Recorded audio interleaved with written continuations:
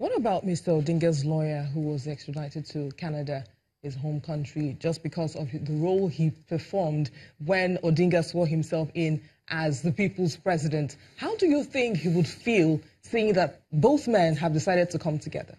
No, it's not as if Odinga just gave up all his struggles. When you listen to, previously the president didn't want to discuss anything about electoral reform. He didn't want to discuss everything about inclusiveness. But now all of them are in agenda, and they are putting together an office to make sure that these agreements are implemented. They're actually being a statesman. You have an objective, and it does not matter whether I'm the one who implements it or not. So if Odinga he has a program for the Kenyans, he has the struggle he's making for the Kenyans, whether he's the one who actualizes it or not, provided the Kenyans benefit from that vision, and then he's entitled to be called a statesman. And the NSA for this, I think the history will be very kind to Lailo Odinga in particular. Well, let's look about the post-election violence where over 100 people lost their lives at the time. And of course, Kenya is a country that is also sharply divided along ethnic lines. Now, do you see the people recovering after all that has happened? Yes, in fact, the recovery starts now. Most of the time, the followers follow the body language of their leaders. In fact, just like in Nigeria and anywhere else, the body language of the leaders, people that were verified by some people yesterday, when they change camp and go to become supporting the leader that they support, it's the same people who were verified in the previous day will just begin to sing their praises as if they've never committed offense. So I think that, once the leaders are sincere and they are together in pulling the people, when they face the people holding hands, instead of facing themselves, when they face themselves, then the people take positions behind them. But when they face the people holding hands, they galvanize them for development, they galvanize them for even social integration. And I think that's what we have in Kenya. African Affairs Analyst Okwui Okpala, thanks for coming on Network Africa. Thank you so much. A counting is underway in Sierra Leone following Wednesday's election, but tension is rising among citizens as they await the results. The chief of the National Election Commission Chairman, Mohamed Conte, is however calling for patience. Speaking in the capital Freetown, Mr. Conte says the commission values accuracy above speed despite the country's manual voting system. Partial results are expected soon, but full results will not be available for a couple of weeks, at which point there is expected to be a runoff between the top two candidates. And a lot of developmental projects have been stalled in Libya since former leader Muammar Gaddafi was executed. One of them is a railway connecting the country's western and eastern borders, hindering much progress in the country's transportation system.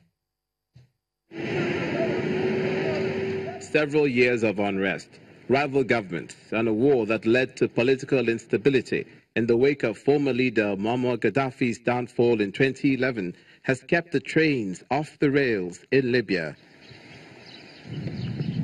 A joint Russian-Chinese railway project launched in 2007 at a cost of roughly $6 billion stopped in 2011 after the revolt. As the country struggles to restart its railway transport services, chairman of the organization managing the railway project, Adel Mohammed Al-Gamil, outlines the modalities of the new contract. The contracts agreed upon cover approximately 2,000 kilometers, connecting Ras Ajdir to Benghazi and from Haisha to Sebha. It is carried out in cooperation with the Chinese Civil Construction Corporation, which is a government entity, covering 1,500 kilometers, and another contract with Russia, connecting Sirte to Benghazi and covering around 550 kilometers. With no availability of public buses, taxis, or underground trains, many Libyans in the capital resort to privately owned transportation services operated by regular citizens. While the train service is typically affordable to the average Libyan, most commuters say it lacks the necessary infrastructure for drop-off and pick-up stations. Honestly, it's going well, but there needs to be proper stops for these buses, a designated pickup point that will make life easier for the citizens, because often we have senior citizens and disabled passengers. Sometimes, if a passenger is dropped off at a specific location, pickup may not be at that same location, and they will not be able to walk back to it. The trains are designed to run on both diesel and electricity. About 76 stations will be established at different locations in the country, but all that will depend on the level of financial support from the government. Mauritius president and the only serving female president in Africa, Amina Fakim, says she will resign after the country's 50th independence celebrations on March the 12th. The announcement, which was made by Prime Minister, enables President Fakim to evade her impeachment by the National Assembly. The president has been accused of spending tens of thousands of dollars of public money on personal purchases. Despite this compromise, opposition parties say they'll boycott the independence celebrations should the president still be in power. And elsewhere, a Mozambican official has called for calm after a 5.6 magnitude earthquake struck the west of the country. Authorities say the quake was felt this morning in 4 districts of the Pt.2 province, including the provincial capital, Tete City.